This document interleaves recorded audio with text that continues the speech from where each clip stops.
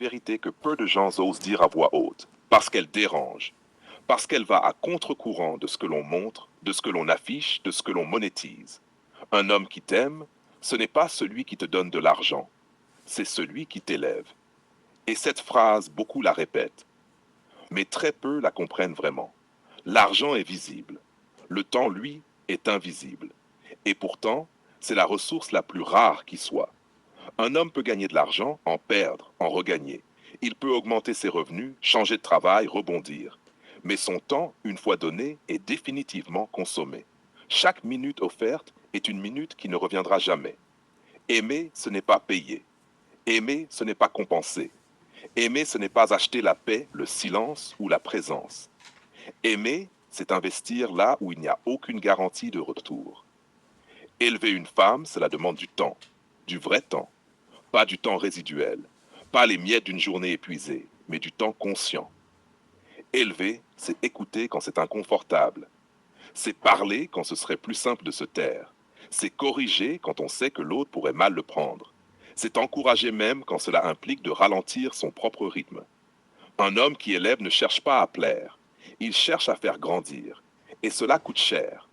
Pas financièrement, mais mentalement, émotionnellement, intérieurement.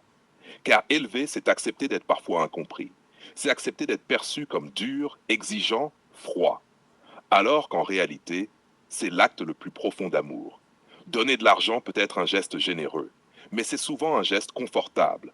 Pourquoi? Parce que l'argent crée une distance. Il permet d'éviter la confrontation. Il permet d'éviter l'implication réelle. On donne et on se retire. On paye et on se protège. Le temps, lui, oblige à rester, à être présent, à affronter les silences, à traverser les résistances, à accompagner les doutes. Un homme qui donne son temps ne peut pas tricher. Il ne peut pas déléguer. Il ne peut pas compenser par un objet. Il est là, ou il ne l'est pas.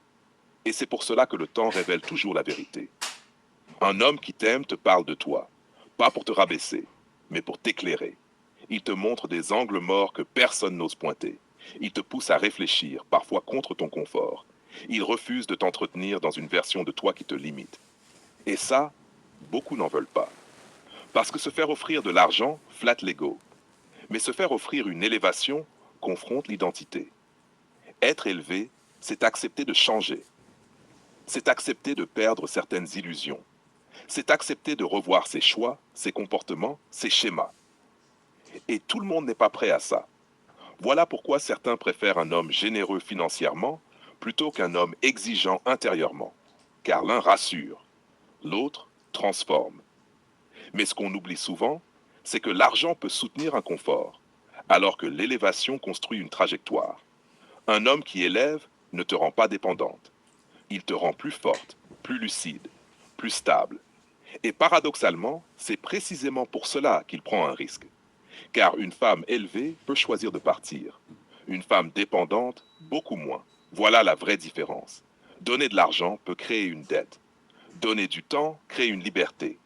Et un homme qui aime vraiment n'a pas peur de ta liberté. Il veut que tu sois grande, même si cela signifie qu'un jour, tu pourrais ne plus avoir besoin de lui.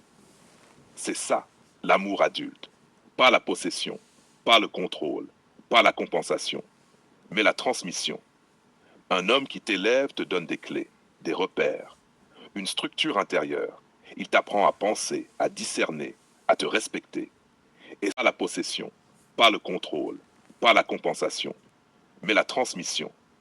Un homme qui t'élève te donne des clés, des repères, une structure intérieure. Il t'apprend à penser, à discerner, à te respecter. Et cela demande une énergie immense, parce que c'est plus simple de flatter que de former. C'est plus simple de payer que d'accompagner. C'est plus simple d'offrir que de s'impliquer. Mais ce qui est simple n'a jamais eu beaucoup de valeur. Ce qui n'a pas de prix, ce n'est pas ce qu'il dépense pour toi. C'est ce qu'il renonce à faire ailleurs pour être là. Le temps qu'il te consacre, c'est le temps qu'il ne donne ni à son confort, ni à ses distractions, ni à ses échappatoires. C'est une preuve silencieuse, mais absolue. Alors oui, cette vérité est inaudible pour beaucoup, parce qu'elle oblige à revoir ses critères, à changer de lunettes, à comprendre que l'amour ne se mesure pas en chiffres, mais en présence. Un homme qui t'aime ne t'achète pas, il t'élève. Et ce qui te donne de plus précieux, ce n'est pas ce qu'il a dans son portefeuille, mais ce qu'il a de plus rare au monde, son temps.